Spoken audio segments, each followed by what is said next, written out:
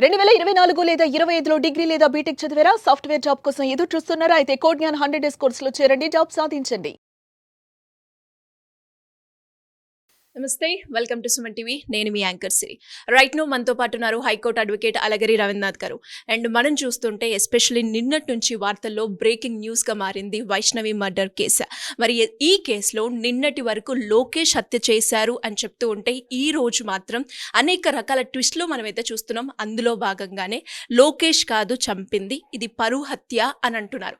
అయితే పరువు హత్య కోసం ఎవరు చంపారు? సో దీని గురించి మనకి క్లారిటీ ఇవ్వడానికి హైకోర్టు అడ్వకేట్ అలగిరి రవీంద్రనాథ్ గారు ఉన్నారు. అడిగి తెలుసుకుందాం.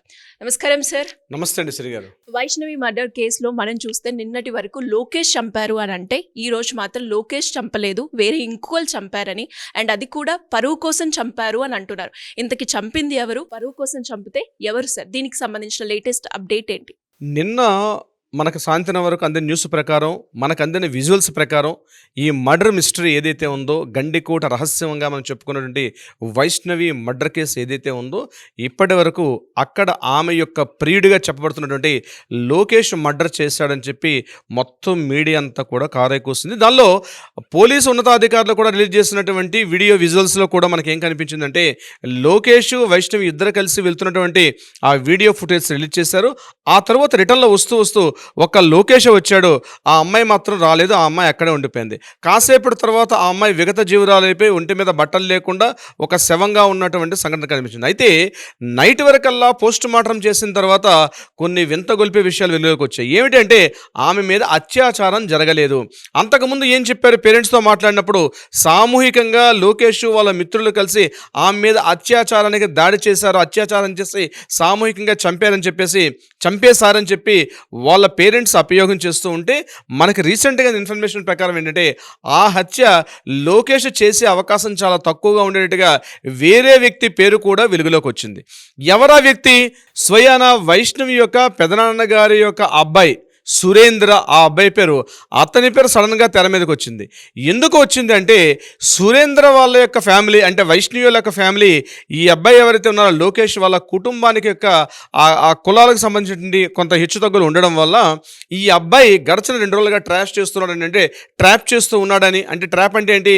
తన సిస్టర్ ఎవరెవరితో తిరుగుతుంది, ఎక్కడెక్కడ పోతుందనే విషయం మీద కాస్త ఎంక్వైరీ చేసినప్పుడు అప్పటికే 2 సార్లు వైష్ణవిని మందలించడం కూడా జరిగింది పేరెంట్స్. అప్పటి వరకు ఏం జరిగింది? ఇప్పటివరకు వాళ్ళు ఉంటుంటే గండికోటలో ఉంటే కాదని చెప్పి ఆమెను పొద్దుటూరు పంపించారు. అక్కడ వేరే కాలేజీలో ఆమెను చేర్పించడం కూడా జరిగింది. ఆ వేరే కాలేజీలో చేర్పించి ఆమెకి వీళ్ళిద్దరి మధ్య డిస్టెన్స్ పెంచడం కూడా జరిగింది. అయినప్పటికీ కూడా వైష్ణవికి లోకేష్కి మధ్య దూరం పెరిగిందేమో కానీ వారు మానసికంగా మాత్రం దూరం పెంచుకోలేకపోయారు, దగ్గరయ్యారు. అయితే ఇదే క్రమంలో ఏం జరిగింది?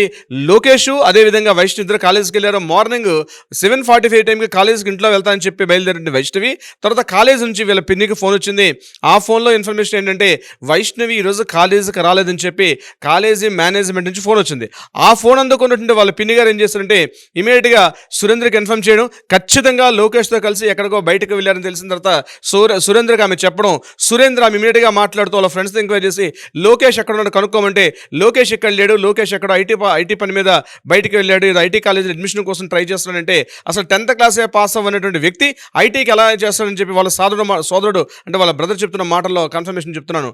వాళ్ళు మాట్లాడిన మాటల్లో ఎక్కడికి వెళ్ళాడని తెలిస్తే, లేదు కాలేజీకి వెళ్ళాడు అని చెప్తే, ఇతను 10th కూడా పాస్ అవ్వింది, ఐటీ కాలేజీకి ఎట్లా వెళ్తానని చెప్పి డౌట్ పడి ఇంకొక 2 ఫ్రెండ్స్ని ఫోన్ చేసినప్పుడు లేదు వాళ్ళు గండికోట వెళ్ళారు అన్న విషయం తెలిసింది. గండికోటకు వెళ్ళారన్న విషయం తెలుసుకున్నటువంటి సురేంద్ర తన ఫ్రెండ్స్తో కలిసి తిన్నగా నేరుగా అక్కడ నుంచి గండికోటకు వెళ్ళడం జరిగింది. ఇది మనకు అందిన ఇన్ఫర్మేషన్. పోలీసులు చెప్తున్న వివరాలు కూడా అవే ఉన్నాయి. గండికోటకు వెళ్ళిన తర్వాత అక్కడ హత్య 12:45, 1 ఆ ప్రాంతంలో ఈ మర్డర్ జరిగినట్టుగా పోస్ట్ మార్టం రిపోర్ట్లో వస్తుంది. కానీ 10:45 10:45, 10:35 ప్రాంతంలోనే రిటర్న్ విజువల్స్ కనిపిస్తున్నాయి. అక్కడి నుంచి లోకేష్ బైక్ మీద సింగిల్గా వస్తున్నటువంటి విజువల్స్ కనిపిస్తున్నాయి. అంటే హత్య జరిగిన సంఘటన 12:40 అయితే హత్య జరగడానికి ముందే లోకేష్ ఆ ప్రాంతాన్ని విడిచిపెట్టి సింగిల్గా బైక్తో వచ్చేసాడు అంటే తప్పనిసరిగా ఆ 2 గంటల వ్యవధిలో ఏదో జరిగింది. అంటే ఈ క్రమంలో మనకు పోలీసులు విడుదల చేసిన విజువల్స్ ప్రకారం అక్కడ సురేంద్ర వెళ్ళినటువంటి విజిల్స్ ఇప్పటిదాకా రిలీజ్ చేయలేదు. కానీ సురేంద్రని ఎంక్వైరీ చేస్తే ఆ 10:45 నుంచి 12:45 వరకు ఆ ప్రాంతంలో సురేంద్ర తన మిత్రులతో కలిసి ఆ ప్రాంతానికి వెళ్ళారు. ఏ ప్రాంతానికి అంటే ఎక్కడైతే వైష్ణవిని విడిచిపెట్టేసి లోకేష్ వచ్చేసాడో ఆ ప్రాంతానికి సురేంద్ర తన ఫ్రెండ్స్తో కలిసి ఆ ప్రాంతానికి చేరుకున్నట్టుగా తెలుస్తుంది. అయితే 10:45 నుంచి తను చనిపోయినటువంటి 12:45 మధ్య ప్రాంతంలో ఆ 2 గంటల వ్యవధిలో ఏమి జరిగింది అన్న విషయం మీద ఇప్పటికీ కూడా సస్పెన్స్ అయితే వేయడం లేదు.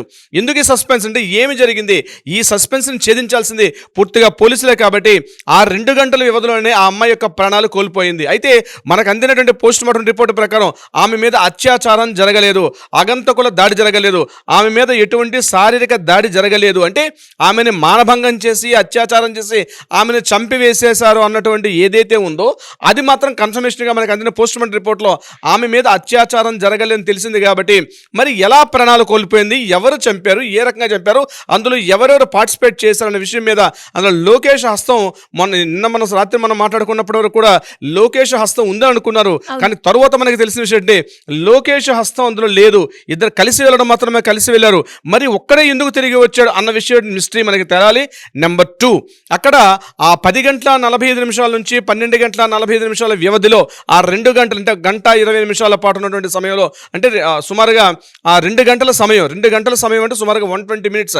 ఆ 120 మినిట్స్లో ఏం జరిగింది, ఆ ప్రాంతానికి ఎవరెవరు వెళ్ళారు, ఎవరెవరు ఆమెతో మాట్లాడారు, ఎవరెవరితో సంభాషించారు, ఏం మాట్లాడుకున్నారు, అటాక్ జరిగిందా లేకపోతే ఆమె మీద నిజంగానే చంపే ప్రయత్నం చేశారా, లేకపోతే పెనుగులాట్లో చనిపోయిందా, తోసివేశారా, నెట్టివేయబడిందా, ఏ సందర్భంలో వెళ్ళిపోయింది, ఇది కాకుండా ఆమె మీద ఎందుకు డ్రెస్ ఆమె ఒంటి మీద నుండి డ్రెస్ ఎందుకు తొలగించబడింది, నిజంగా బ్రదర్ అనేవాడైతే ఇంత అఘాయిత్యానికి పాల్పడతాడా, ఇవన్నీ కూడా వేడినటువంటి ఎన్నో చిక్కు ప్రశ్నలు. గండికోట రహస్యం అని ఏదైతే మనం పుస్తకాల్లో కథల్లో చందమామ కథల్లో పుస్తకాల్లో గండికోట రహస్యం మీద ఎన్నో కథలు చదువుకున్నాం, ఎన్నో పుస్తకాలు చదువుకున్నాం. దాని యొక్క మిస్టరీ వేరు. ఎందుకంటే అనేక గుహలు ఉంటాయి గండికోటలో. పెన్నా నది ప్రవహిస్తూ ఉన్నటువంటి గండికోట ప్రాంతంలో, ముఖ్యంగా కడప జిల్లా గండికోట ఏరియాలో పెన్నా నది ప్రవహిస్తుంటుంది. విజయనగర రాజులు మొదలుకొని పెద్ద పెద్ద రాజులు కూడా తన ధననిధి నిక్షేపాలను అక్కడ దాచిపెట్టారని చెప్పి అనేక పుస్తకాల్లో చందమామ కథల్లో చదువుకున్నాం. చాలా వరకు ఇప్పటికీ కూడా అంతు చిక్కని రహస్యాలు ఎన్నో ఉండిపోయినాయి ఆ గండికోట రహస్యాల్లో. అటువంటి మిస్టరీ ప్రాంతంలోనే ఈ సంఘటన కూడా జరగడం అత్యంత బాధాకరం. అయితే ఈ మిస్టరీ తొందరలోనే వెలుగులోకి వచ్చే ప్రయత్నం ఉంటుంది. అసలు ఆ 2 గంటల సమయంలో ఏం జరిగింది, ఎవరెవరు ఆమె మీద దాడి చేశారు, ఎందుకు ప్రయత్నం చేశారు, నిజంగానే ఇది పరువు హత్య కాదా, లేకపోతే తాత్కాలిక ఉద్రిక్తంగా అటాక్ చేశారా, ఏమి జరిగింది అన్నది పోలీసులు తొందరలో తెలియపరిస్తే తప్పించి ఈ చిక్కుముడులన్నీ విడితే తప్ప అసలు వైష్ణవి మర్డర్ మిస్టరీ పూర్తిగా మనకు వెలుగులోకి వచ్చే అవకాశం ఉంటుంది. సిరి గారు. ఎస్ సార్, మీరు అన్నట్టుగానే ఈ మర్డర్ కేసులో ఎన్నో రకాల ట్విస్టులు అండ్ ఎన్నో రకాల క్వశ్చన్స్ అయితే ప్రతి ఒక్కరికి కూడా కనబడుతున్నాయని చెప్పొచ్చు. మరి వాటికి సంబంధించి ఇంకా ఇన్వెస్టిగేషన్ తర్వాతనే మనకు ఒక క్లారిటీ వచ్చే అవకాశం ఉంది. Thank you sir, thank you so much. Thank you so much Siri garu. Suman టీవీలో మీ పర్సనల్ అండ్ బిజినెస్ ప్రమోషన్స్ కోసం కింది నెంబర్కి కాంటాక్ట్ చేయండి.